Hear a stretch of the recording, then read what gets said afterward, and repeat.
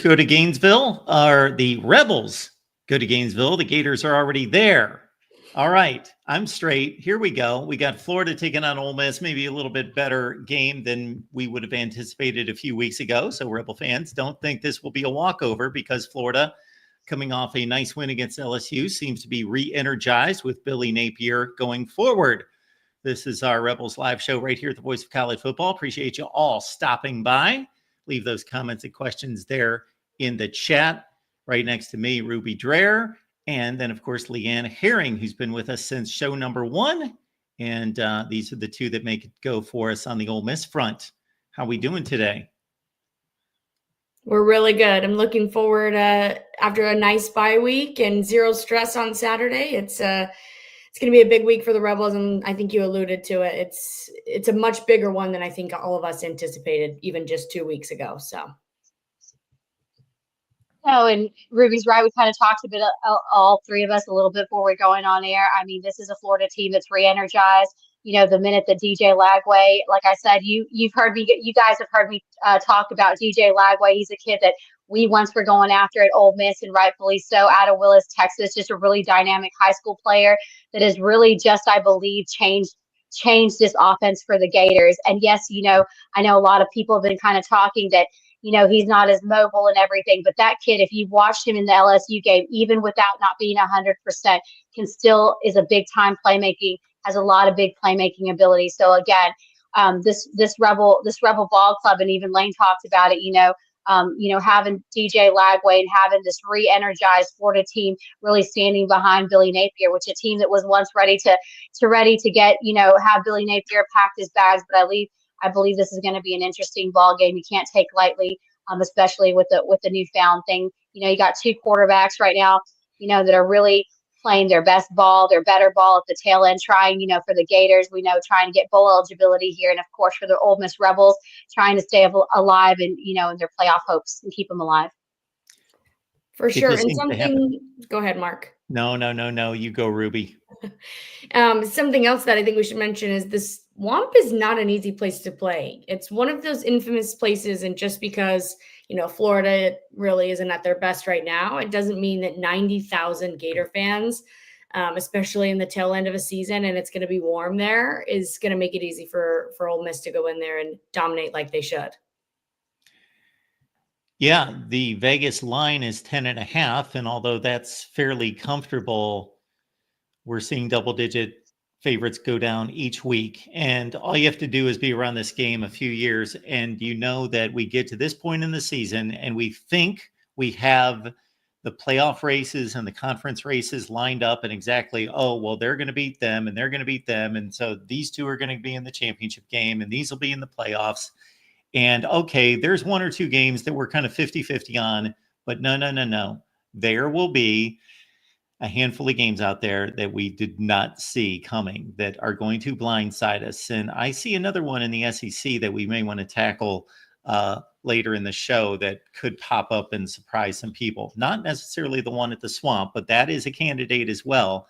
I track double-digit upsets, and we have already exceeded the double-digit upset total from last year. We're into the 20s. More than 20 double-digit favorites have gone down in college football this year. So it's all over the place and it can happen. So, and yeah, with knowing their coach is there and he's going to be the guy, and that vote of confidence is there, that extension's there for Billy Napier into 2025, DJ Lagway, knowing he's the guy, they're building toward the future.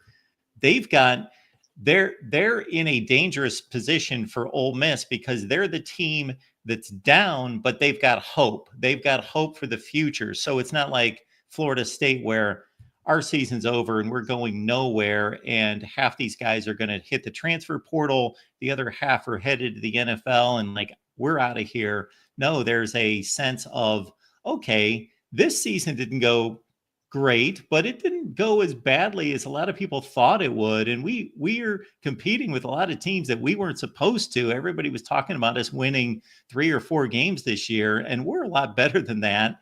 And they got to be galvanized and boosted in confidence by beating LSU at home. So Yeah, I think it could be interesting. Certainly, Ole Miss is the better team. There's no question about that. But yeah, Florida's going to be ready. Absolutely. And Florida is also fighting for bowl eligibility, which is a big thing for teams. And as the playoffs have expanded, we've kind of moved away from that being like a really big honor in the college football world. But they know that they have their coach. They got a taste for being the spoiler last week against LSU. And obviously they want to do it again to Ole Miss. And so I am a little bit nervous about that. And, I'm looking at these comments, and Ed Rogers, you must be new here, because he said that Mississippi should win by 40 against this inferior team. I 100% agree with you, Ed, but Ole Miss typically doesn't do the things that they should be doing. So, it'll be interesting to see if they come out and continue their dominance, or if they got a little too much rest in this bye week. Yeah, when you say that, Ruby, I'm guessing you're thinking, yes, we should win by 40. That would be great. But yeah, to expect that a little bit much. Florida did lay an egg of those proportions when they went to Texas a couple weeks ago. But other than that, they've been really competitive against really good teams. No doubt. And, I think a lot of the misconception, obviously, we saw the Gators struggle very early on in the season, when they lost, their starting QB, DJ Lagway, come up. Of course, the turmoil that we talked about, Billy Napier. But I think one thing about Billy Napier, in all this, as it's eased out, it's kind of settled in, he's a player's coach. And I think that we've also seen that turnaround because they know that he's going to be their guy. But I think when you look at the Florida schedule, I think that was a little bit of it was deceptive. I think that the Florida schedule may have led a lot of people to believe that the way that they played and the way the schedule set up for the Florida Gators, that they were not as good as they are. But I believe the exact opposite. I think that we've kind of seen in the tail end. I think that the schedule that they had kind of made it seem like that they weren't as good as team as they are. But again, we're not going to have to go into this lightly.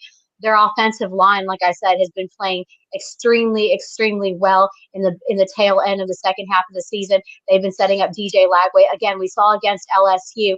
I mean, the kind of sacks that they were able to get last week, as far as the defensive front, what was it, 7? Nobody's been able to lay that down against LSU. So again, at the tail end of the ball, like they say, it's not always how you start, it's how you finish. And Florida's going to come on strong. And yes, while Pete Golding and his defense and that pass rush have been super nasty, we're going to have to stay on our toes. And like Ruby said and alluded to, we've seen in the bye weeks are great, but you don't want to get too rested. You don't want to get too comfortable in a place going into the swamp. We know how the atmosphere, and again, Florida's playing for a lot. While bowl eligibility may not be seen, the ticket for a Florida team that was having early struggles, being able to come back, having, on the back of DJ Lagway, even not being 100%, being able to make this game, to make them bowl eligible, but once again, to play spoiler. I mean, that can manifest a lot going into this one. But again, you got to give credit where credit's due. Florida has played a lot better, more complete ball. And like I said, for them to be able to get 7 sacks on a quarterback, I mean, don't think that, Jackson, in the way that our defense plays, as elite as it is, they're going to try to find a way to get Jackson Dart, a little bit off track. For sure. Let's talk about DJ Lagway for a second. When I saw this stat, I could not believe it.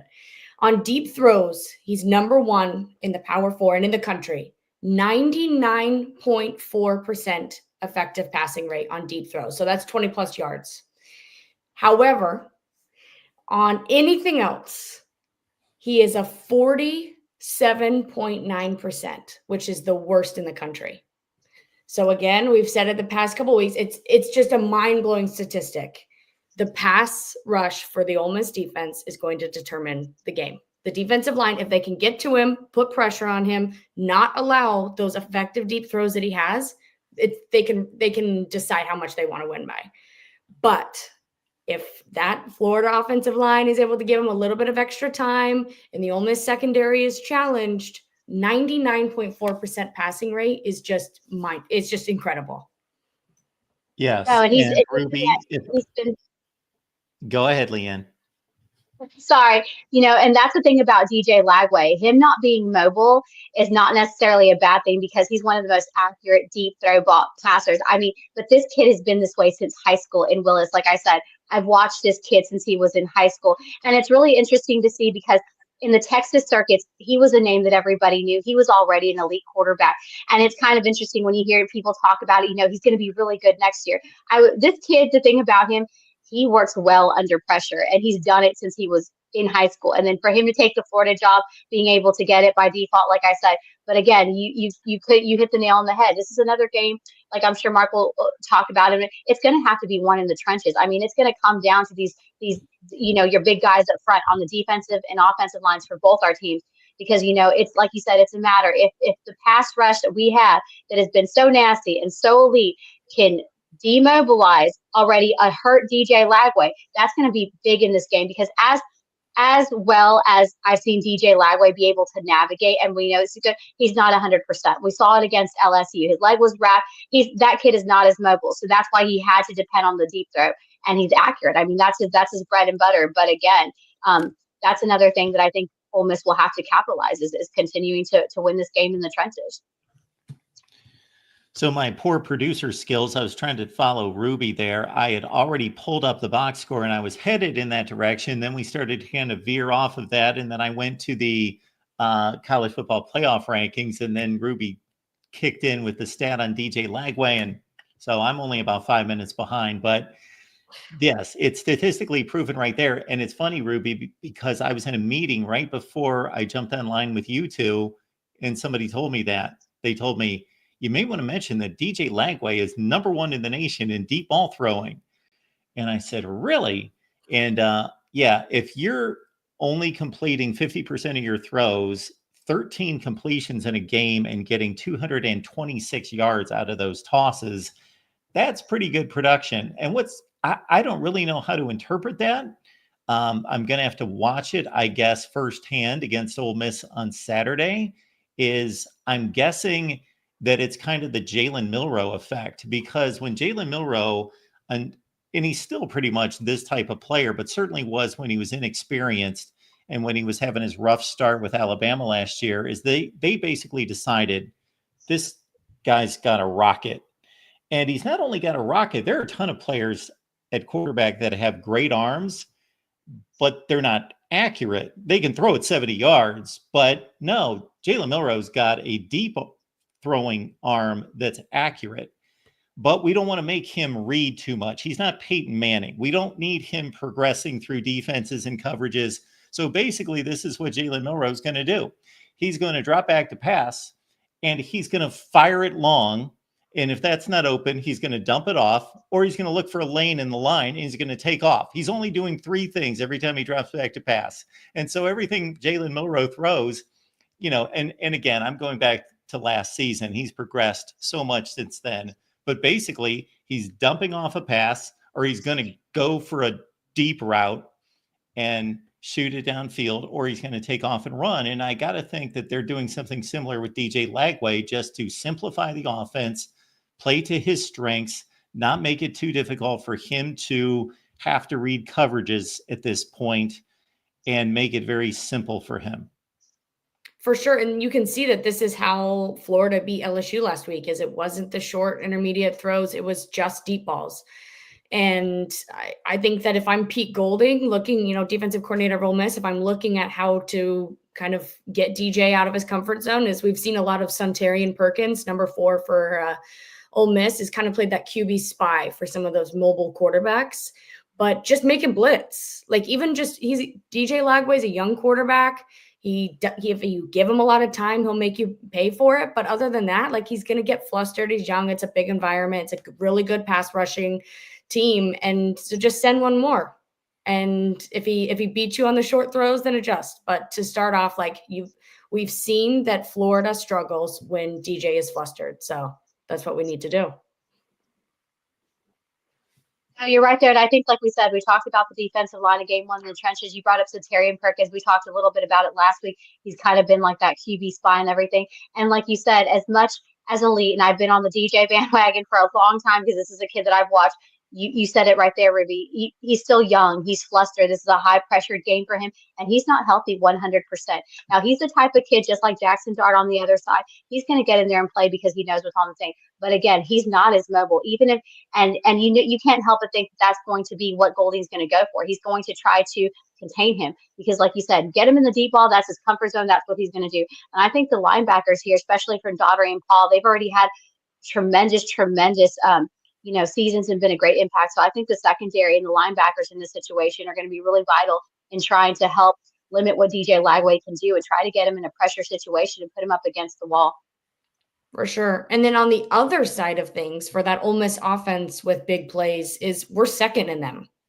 Second in big and 20-plus yard plays. And Florida's secondary and defense is 125th in stopping plays of 20-plus yards. Obviously, things can change and, game whatever. But for it to be the opposite of that, and for Ole Miss to be so effective with so many different weapons, and now with Trey Harris rumored to be back, Lane Kiffin has alluded to it and said that this is the healthiest that Ole Miss has been all season.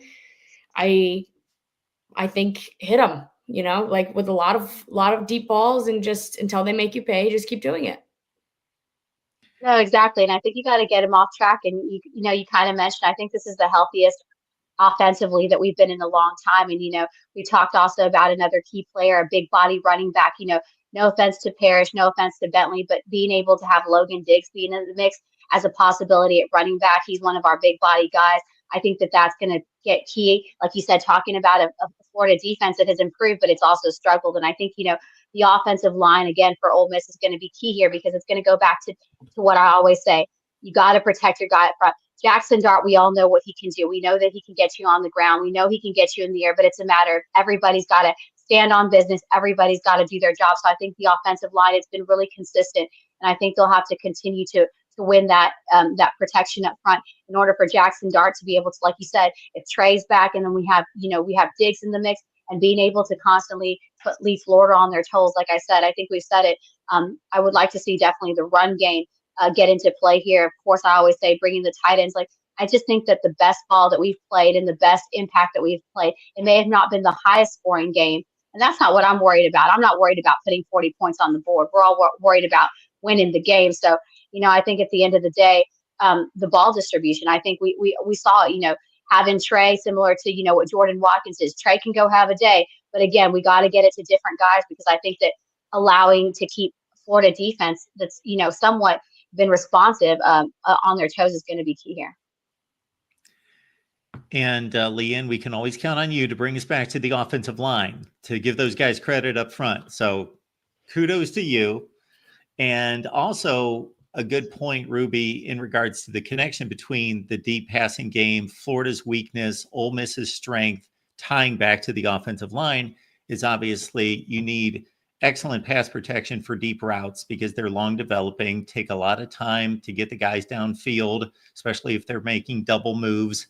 And the offensive line has a lot more pressure on them in those situations. The thing about Florida, and I don't know the status of their secondary right now, but they only played Texas, I think, 2 weeks ago, 1 week prior to the LSU game.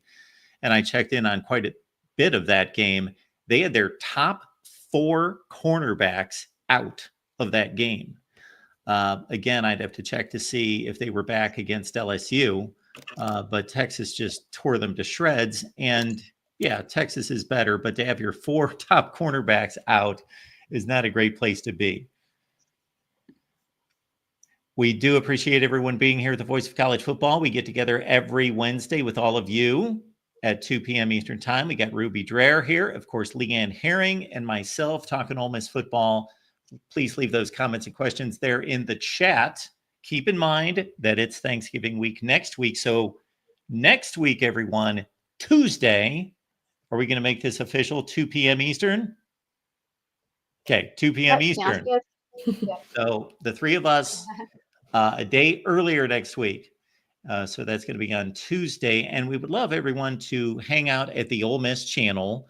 You can catch us on the main channel right now, but we are moving everything on over to the Ole Miss channel. So please lock it in on our new Ole Miss channel right here at the Voice of College Football. It's almost perfect that next week we'll be doing it a day early, since we'll have the Ole Miss game on Friday instead of Saturday. That too. Exactly. Yes. Yep, we'll have a lot of Egg Bowl talk. We know that, always, if you're Ole Miss fans, if you're State fans, this is our big rivalry game. So rivalry games are always exciting to talk about. Everybody's looking to, to be spoiler. Florida's trying to do it this week. State's going to try to do it next week, and like I said, but it's how you finish. And I think the Rebels are going to stand on business. But like I said, a lot of obstacles to get there. The next 2 weeks are going to be a ride for the Rebels, no doubt. For sure. And Leanne, I disagree with you. I don't love to talk about the Egg Bowl. I wish we didn't play it. I'm glad that it's not on Thanksgiving this year, but I don't like to think about it or talk about it. I just wish it was over. What, do you have bad memories of the Egg Bowl? Sorry? Is that what it is? Do you have bad memories?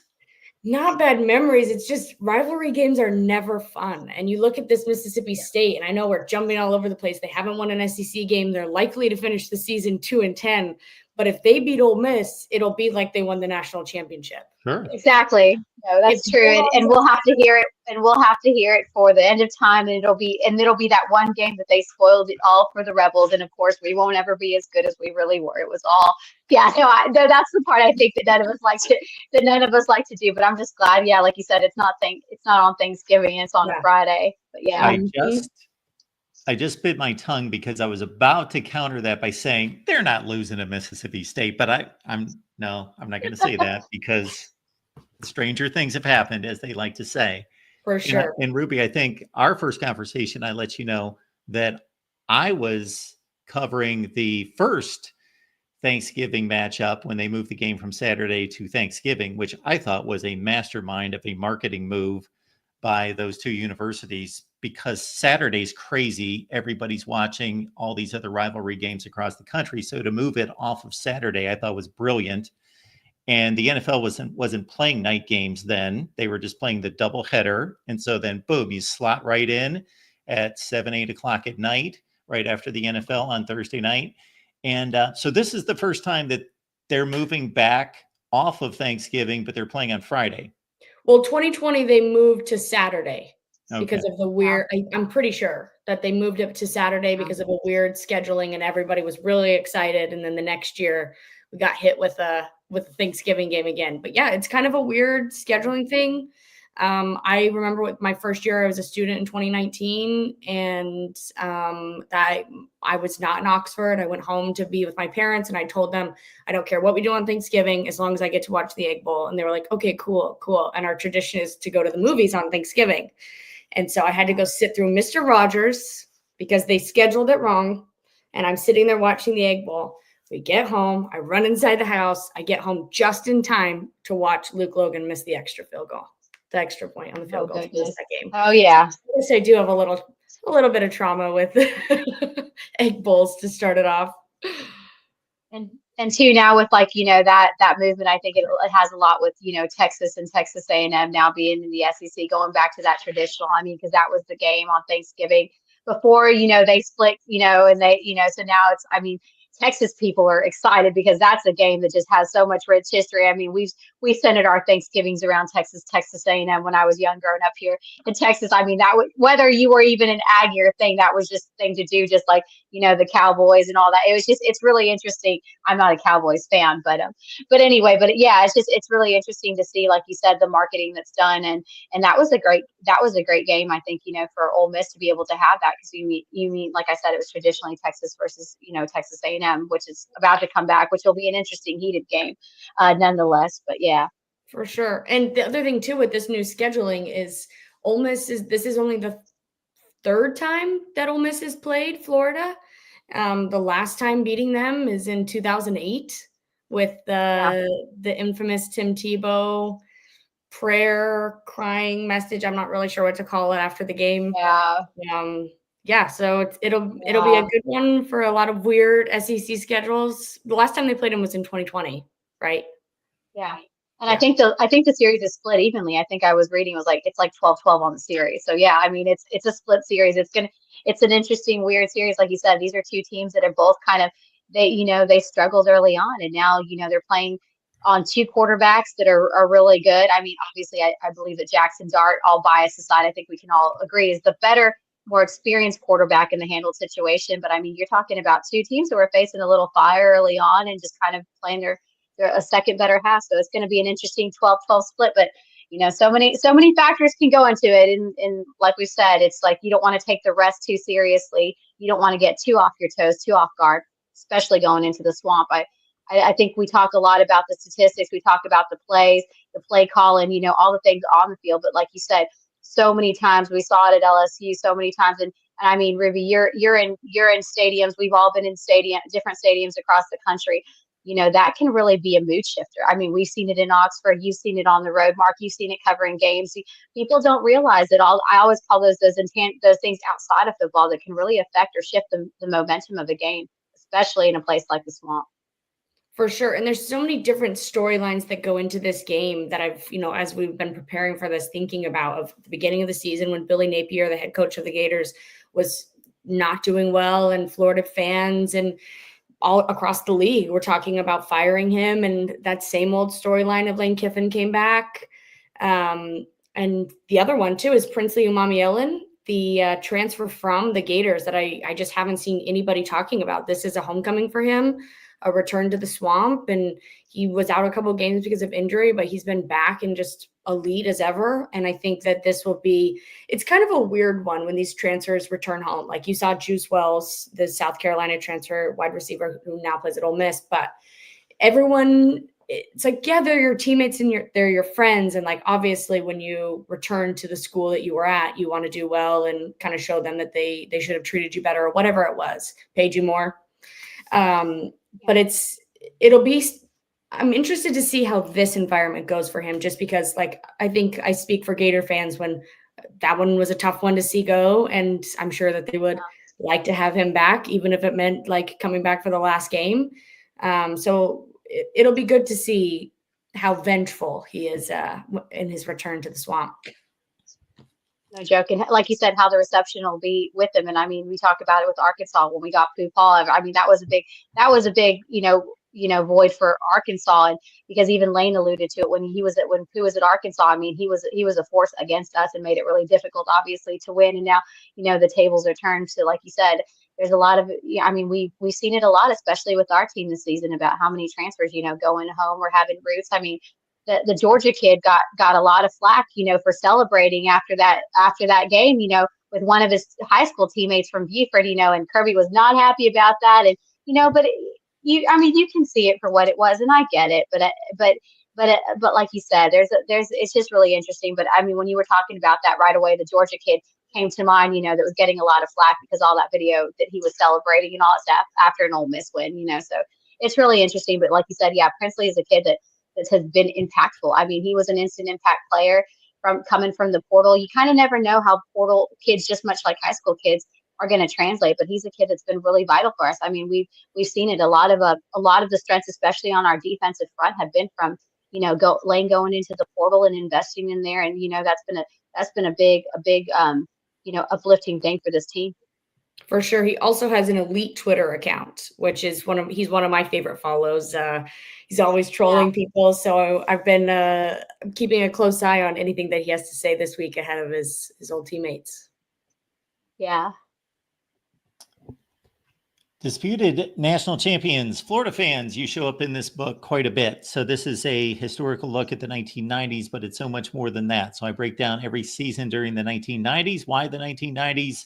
Well, I got to tell you, one reason is because I expect to write one of these books for every decade, number one. But number two, and more importantly, because it's the most impactful decade in the history of college football in regards to the championship setup and how the formula has changed throughout the years. So I take every year of the 1990s and I break it down, the storylines, the results, the postseason, whether the vote was valid, who got screwed, all of that, go through every season. But it's not a history book. We fast forward through all the various championship formulas, the BCS, the 14 playoff, the 12 team, and the proposed 14 team playoff. And we take these results from every season, which was a fun project to work on, and we place it into all those different systems. And we're getting great feedback. So check it out.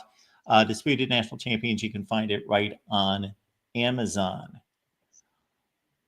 All right. Time to look at rankings. What do you say?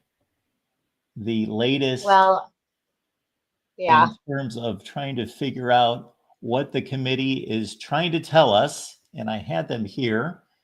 I will get to them in just a second. But Ole Miss stands at, I don't even remember. Number 9. Number 9. So, this collection of SEC teams, they just kind of move along together, I think. They just Alabama, Tennessee, Georgia, and Ole Miss. They just kind of, as long as they keep winning, because they're kind of inseparable to a certain extent. Because I know that the committee, unexplainably to me, wedged Miami kind of in the middle of all of them. But if you look at their resumes, they're pretty indistinguishable. And then obviously you've got this round robin of wins against each other. Tennessee beat Bama, Bama beat Georgia, Ole Miss beat Georgia, et cetera, et cetera. Georgia beat Tennessee, that you can't get away from. So I really am going to be curious as to if things hold, then they're all going to be fine. Obviously, this is a tricky spot for Ole Miss going to the Swamp. We've got, other than that, Georgia Tech could be a threat to Georgia on a given day, possibly. Tennessee's got Kentucky and Vandy. But you know what? Although we are setting you up for the rankings, we want to take advantage of David Waters stopping by to break down some Florida football for us. David, how you doing? Good, Mark. I had to go find a closet here at the station to get in. Not in my home studio, so. Hey, any way we can get you, David. We'll introduce you to Ruby Dreher and Leanne Herring. They co-host our Ole Miss show here every Wednesday. Good deal, good deal. And again, David, this is happy David to have Waters you. with Gators Breakdown, does a tremendous job. Best Florida football podcast you're going to find anywhere. One of the top rated college football podcasts on Apple. So, David, we will start you off with a topic that I'm sure that you have never addressed at all, and that would be DJ Lagway. I'm sure you've said nothing about the young man. Ruby brought it up during the show. Number 1 rated passer in America on deep throws.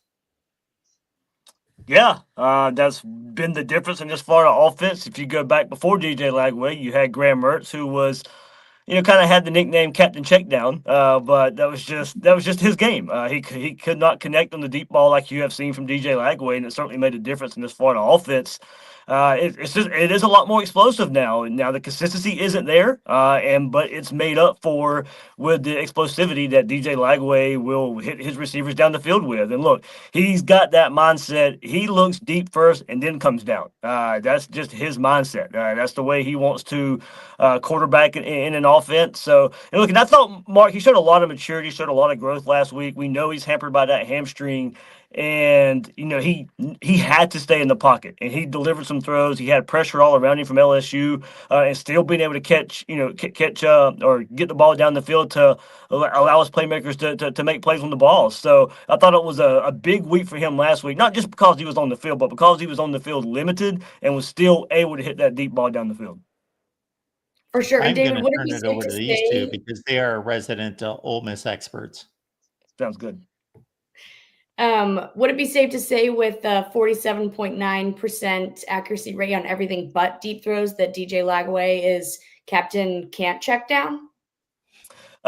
Maybe so. I thought we saw some growth there last week too, especially on that last touchdown drive where Florida hit the long run. The play before that, it's funny. We had actually talked about if DJ Lagway is going to play versus LSU, what are some things he can do? And we brought up the tight ends. Can he get the ball to the tight ends? Can he show some intermediate passing concepts? And it was a 3-play drive, but I mean, the play before the long 55-yard touchdown run was LSU bringing pressure, and he just knows all he has to do is just flip it over where the pressure came from and hit a tight end, and that's what he did and with Hayden Hansen there, and to really set up that last touchdown for Florida. So yeah, certainly him being a true freshman, we are looking for what can he do to be more consistent. What is the next step in his game?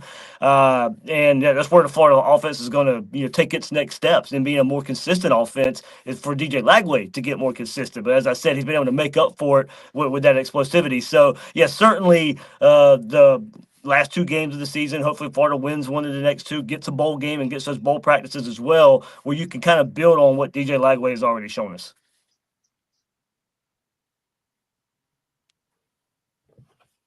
You talked about DJ Lagway. He's a kid that I've watched here in Willis, Texas, since he was in high school. I've sung his praises for a long time. Ole Miss was going after him, and rightfully so, because he's a kid that I've watched, works really well under pressure.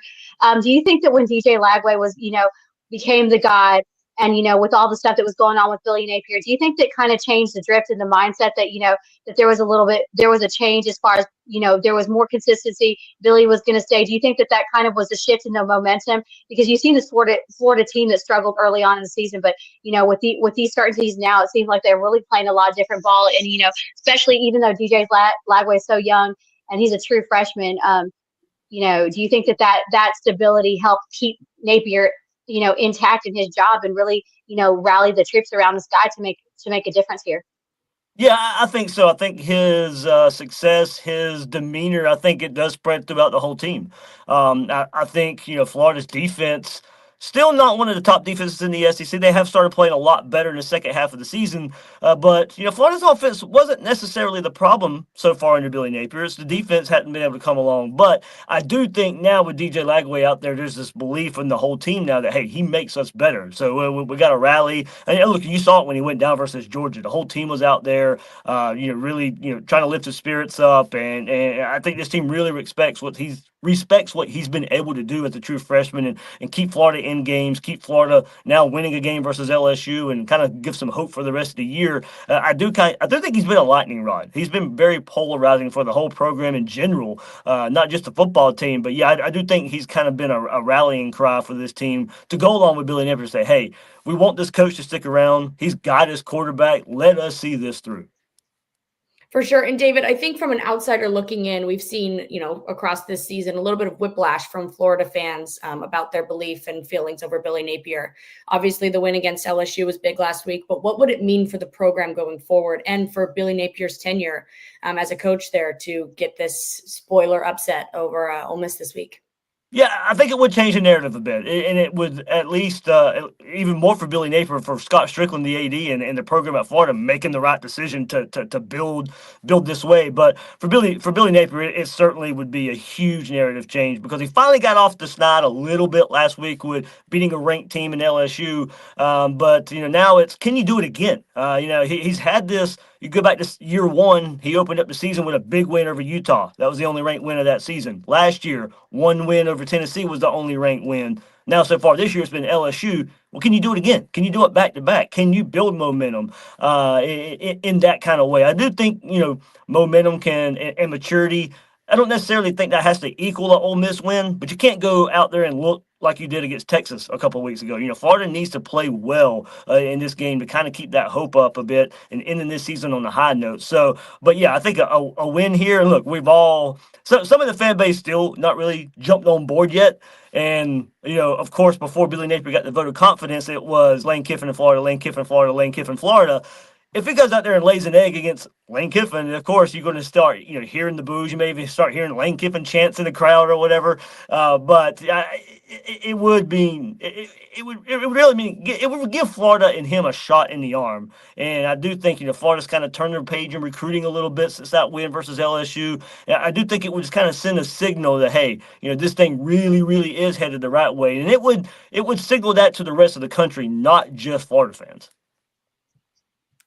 I saw most of the Texas game, but David, your team didn't give me much motivation to watch the full game. It got ugly pretty quick. Yeah. I noticed that 4 cornerbacks were out. What's the status in the secondary from a health standpoint going into this one? Yes, if I can remember going through here, so lost Jason Marshall, the team's top corner. That was against Kentucky. And then Devin Moore, cornerback number 2. He's probably out for the rest of the year. He got hurt against Georgia. And then Dijon Johnson got hurt versus Georgia too, so he missed the Texas game, or played very, very sparingly in the Texas game, but he was nowhere near 100%. And then he was finally back on the field last week. So after the Georgia game, you were down your top 2 corners. And then Dijon was very limited. So basically, after your top 3, Jakeem Jackson gets thrown into that mix too, Mark, but he had been injured way earlier in the season, but he was pegged to be the 4th cornerback toward the beginning of the year. So Florida really was on their 5th, 6th cornerbacks. They've moved Triquez Bridges over from safety to corner now, which he's played pretty well in that role, especially really good last week versus LSU in that role. Dijon Johnson, as I mentioned before, he had the LSU goes for it on 4th down, the first drive of the game. he makes a stop in the backfield. So they played really well last week, but this is a different test going against this Ole Miss offense, and the RPO elements they can throw at you, the play action elements. They're going to make these defenders really, really think. So I do think Florida's. I think they've rebounded a bit. And this defense has gotten better, but they're still fighting through some injuries, and it makes you wonder, with an offense like Ole Miss, what can they do to confuse those Florida defensive backs? As I've mentioned, where Chalkway Bridges, he's playing corner now. Is he ready for an offense like this? And if nothing else, we can credit that secondary for getting Brian Kelly to blow up on the sideline for all of us to be amused by. Yeah, for sure. It was nice to see for a change. For sure, we were all sideline last week. David, unless these two have anything else, I just have one more question. And basically, what is the formula for a Florida upset? For Florida, it's going to be kind of to replicate up front what they did last week. LSU only gave up 6 sacks all year going into last week's game, and Florida got 7 sacks against LSU last week. So it's really going to be kind of repeat that, because I say that, Mark, because 2 weeks ago against Texas, they didn't touch a quarterback. So it's been a high variance the last couple of weeks for this Florida defensive line. So I think that they have to continue. Look, you can't ask for 7 sacks again. That would be kind of hard to replicate. But do something where you affect Jackson Dart a bit, make him have to run around and throw. And that's another thing. If he's going to run around, show some contain. He can really hurt you with his legs. He's a strong runner at the quarterback spot. So I do wonder if Florida's ready for that, because you go back to earlier in the season when they played Cam Ward and they played Marcel Reed there at Texas A&M. Mobile quarterbacks really hurt this Florida defense. So Jackson Dart certainly has potential to do that. So paired with that, to help limit the explosives, I think this is going to be an explosives game on each side of it. For Florida, they're going to have to hit the explosives. I'm still not sure the consistency of the offense is going to be there. And then for the other side of it, stop the Ole Miss explosives, and one of the most explosive offenses in the country.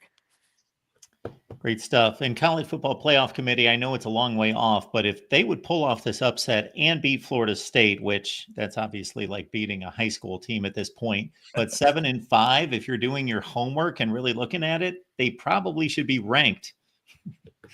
You'll hear a little bit of that. It's because of how hard the schedule has been. So it wouldn't surprise me at least if we look at the polls after the bowl game, Mark, if Florida pulls this one off and then, of course, beats FSU and goes win the bowl game, Florida probably should certainly be ranked at the end of the year. David, obviously, go ahead. Go ahead, Ruby. No, go ahead. Obviously, a 7-2 team, you'd prefer to be in the playoffs. But looking at, if you had to go back to yourself at the beginning of the season and what Florida was projected to be, would you be happy with the 7-5 Florida finish? Looking at the regular season, I had put 8 to be the kind of happy barometer with it, because look, it was year 3. I know how hard the schedule was, but it was year 3. There needed to be steps made, signs of progress, and look, that certainly did not get that the first month of the season. Florida was just not ready for Miami for whatever reason. That was inexcusable. Then to let a quarterback making his first start, Marcel Reed, come to the Swamp and do it all over again, that was unacceptable. But I do give the team credit for bouncing back, playing a whole lot better football. Really coulda, shoulda, woulda beat Tennessee in that game as well. So I think last week meant a whole lot, because the narrative was, hey, this team is playing hard. This team is playing hard. Look, eventually that had to equal a win somewhere along the way. They got that last week versus LSU. So now I do think, given the way I feel about the end of the season now, I think this Saturday, too, you got to go play some good football, even in a loss. I think you can feel better about where the program was compared to the first part of the season. Overall, not happy with it, but taking into a window for the last month of the season, I think you can be happy with the progress in season that the Gators made. Perfect. Folks, one of the best college football podcasts out there. Again, it's one of the highest rated, one of the most popular, not just covering Florida, not just the SEC, but college football on your favorite audio platform, and right here on YouTube as well, Gators Breakdown with David Waters. David, appreciate you stopping by, man. All right, thanks, guys, for having me. Thanks so much. Thanks so much for being on. We appreciate it. All right. That's the Florida side. And we were going to check out these rankings. And so Ole Miss checks in at number 9. And it's always interesting to try to get into the heads of the committee. And I think where I was at this point when David jumped on was basically saying, it's indistinguishable to the most part to separate Georgia, Alabama, Tennessee, and Ole Miss. So they kind of move together. And it's what's going to be fascinating this week is if Indiana loses as expected at Ohio State, how the committee evaluates close loss, blowout loss. Do they plummet? What do they do? Do they stand firm at 5 if they give the Buckeyes a decent game? Those seem to be the factors that are really weighing into this week's play. One of the things I'm about is that we don't have to pretend that BYU is good anymore. And I think that that's one thing that I really value that the committee has made. I surprisingly, I'm pretty happy with the decisions that they've made, not only for Ole Miss, but just kind of across the board. I think they've mostly been correct. I mean, there's not really any surprises or any shocks. I think this week will be interesting to see where they value Indiana if they lose to Ohio State. But even the Tennessee drop, like playing in Athens against Georgia, then they only dropped to 11. They're still in contention. I think was a good play by the committee. I think it was. I'm right there with you, Ruby. I think that overall, I think Ole Miss fans were pleased for once because we tend, when you tend to look at it as far as the rankings, even when we're doing really well, with any type of accolades, not just post, they kind of leave us shunned out. And I think that the committee really got this right. I think, Lane talked about it in the teleconference and stuff, kind of saying, what kind of things the committee went into. And I really believe, like you said, there was really no shift. There was no thing. I think we finally realized, and I was glad to see. Right there with you with the BYU. I think, BYU was that imaginary run, but I think we knew that was coming, and I think the committee saw that.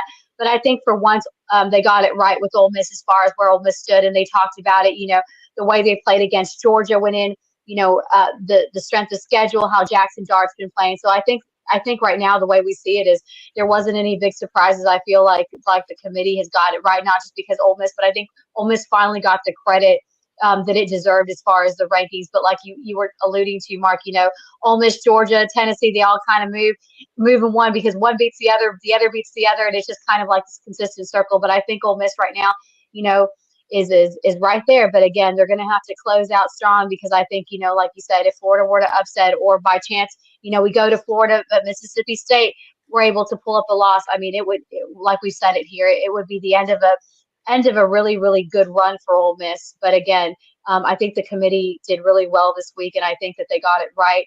And again, it just goes to show that, as much as you can put it's not necessarily about the number of points you put on the board, I believe. It's how you play and who you play. And I think that the way we played to Georgia and how we dominated in that game, I think was really a revitalizing thing that the CFP did realize and the committee did realize, and I think it showed this week. For sure. And you alluded to it a little bit, Leanne, but historically the committee, when there was just kind of those 4 playoff spots, kind of felt like they were just choosing off of vibes, like just kind of went in there and what they felt like. And we're seeing a little bit of a difference. But one thing as you were talking that I noticed is it's almost like the committee is rewarding teams who lost earlier than later. Because you look at Alabama, and we all remember the Alabama Vandy loss, and then obviously losing to Tennessee. But both of those were away, and Tennessee beats Alabama, but loses most recently to Georgia in Athens, as well as losing to Arkansas at home. But that was a little bit more recent than the Vanderbilt.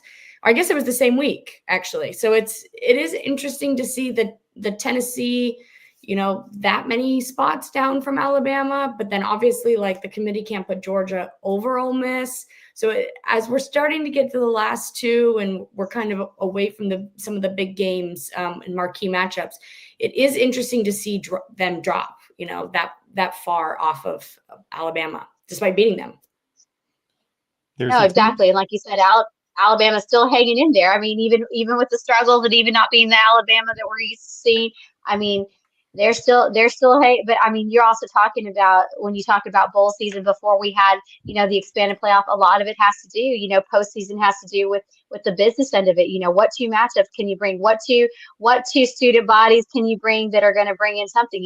People don't want to see some of these other smaller schools that have been, like in Indiana and all that kind of stuff. But it's a little bit different. Like when in basketball, when you got all these smaller teams like an Indiana or like a Marquette coming in here making spoilers, that's expected in basketball. But like you said here, it's really interesting to see, like, some of these teams like BYU coming in and kind of trying to change up things. But again, you still see you got Alabama high up there. But then, like you said, during the season, it kind of shifts a little bit. So this team down at 15 intrigues me because, Texas A&M, even though on the surface they're buried, they've got a clear path. That's through Texas, and obviously they will vault and they will be in the SEC championship game. If they don't falter this weekend against Auburn, and I kind of see that as a possible upset as we look at the SEC schedule. Of course, Ole Miss and Florida, the one we've been highlighting, and it's pretty much scrimmage week around the SEC. But we do have, yes, Texas A&M going to Auburn, and as bad as Auburn has been this year, they have done nothing right against anybody with a pulse. These teams are very comparable from a talent standpoint. They're basically equals from a talent standpoint, and playing on the plains at night in that environment when Auburn basically has nothing to lose, that could be a tricky spot for A&M. One thing looking at this that just caught my eye, that's crazy to me, kind of that lower half, is we have number 15 Texas A&M coming to Auburn for a night game, and tickets are as low as $20 to get into Auburn. Oh, yeah. To Jordan Hare. Look at that. Then number 23 Mizzou at Mississippi State, 4:15 kick, tickets as low as $4 for an SEC matchup. Yeah, no, it's crazy to see that. And heck, they still get their night games, and we couldn't get a night game on the tail end, which is also another crazy thing. That's, it goes back to saying how they leave Ole Miss out. I bet they would have changed the script if, we've been playing this way at the tails end of the season. But, that Texas A&M, like you said, it really, like I said, we'll talk a little bit about it, but from a recruiting standpoint, Texas A&M, even before the transition, when Jimbo was there to Elko, Texas A&M, just for the last few years, it's just loaded with talent on the recruiting trail and everything. You get a team that, there's no reason that Texas A&M should be playing like this and this low with the kind of talent they have. But again, it goes back to translating. And Auburn's that same way. Auburn, there's always that bad blood a little bit between Auburn, with them taking some of our guys, from the staff and everything and all that kind of stuff. But like you said, these are two teams that are really talented, but they've had really difficulty translating. But A&M, it's really crazy, despite the difficulties, despite the things that they've had, they have a clear-cut path to still make it to the championship. And I don't know if you guys have kind of talked about it, or we haven't really talked about it here, but, Kiffin and some of the SEC coaches, they would rather not play in the SEC championship because, they feel like maybe the at-large path, and I don't know how you guys kind of feel about it, because I can kind of see where Kiff's going, let's not make it to the – and rarely do you see SEC teams say we don't want to make it to the conference championship, but this is the way the makeup is and how things go. It's almost better that, hey, we'll sit out. We'll take our close it out, get into that at-large bid and stay where we are versus trying to, the opportunity to lose it in the championship, so that's a really interesting dynamic that you haven't really heard in a long time, where you're hearing SEC coaches, verbally be out there and say, hey, we don't really want to play in the SEC championship. We would rather not. So I was just kind of wondering what your take is, since we're looking at rankings and, how some of the teams that, really didn't have, like Texas A&M was a team that we didn't think was going to be here. And all of a sudden they have a clear shot. They have a clear path, if all goes well, to still make it despite the struggles and everything that they've had. Well, I think it's all about the format. And aside from Alabama in 2017, you had to go to the SEC championship game and most likely win it to be in the playoff. So it's all about perspective of the changing format. But if you're looking at a risk reward of, okay, go to the SEC championship game, and yes, if you win, everything's great. You're the SEC champion. You've got probably the number 1 or 2 seed in the country. There's no question you're the 1 or 2 seed in the country, with the Big Ten getting the other spot. But if you risk losing that game, which of course you are, then why not get beat up against Alabama, Georgia, fill in the blank, and play one less game. Your seeding's going to be roughly the same. You may even get seeded worse if you lose an SEC championship game. So yeah, it's going to be a high risk reward situation. And for these coaches, hey, give me my 5 or 6 seed. I'll not play that game. We can practice longer, heal up, rest up, and get ready and scout a whoever from another conference for the first round game. It is kind of such an odd, I mean, you look at the last game of the season, that Texas at Texas A&M is such a big game, and it has playoff implications and all of those things. But if the season ended right now, Texas and Texas A&M are going to the SEC championship based off the formatting, which is kind of a weird, obviously that will change with whoever loses that game. But in that situation, how much will the committee value these conference games if these teams, if Texas beats Texas A&M, and just for the sake of this argument, if Texas and Texas A&M make it there for some crazy reason, if Texas loses in the regular season but beats them in the SEC championship, how much will that stack up their seeding? It's just kind of a weird, it's obviously all a trial period because it's the first year of this 12-team format. But yeah, I'm the same way. Like I've had a dream of Ole Miss making it to the SEC championship and playing in Atlanta, and how much fun. And now I'm like, do whatever you need to do, but don't go. I'm perfectly happy listening to Bloomington, Indiana for a game there. Well, here's the deal. I ran the numbers when there was this 12-team field announced and went through all the seasons, which you can go back to the beginning of time and run the rankings, but the only real valid ones are since the committee's been in play for the last 10 years.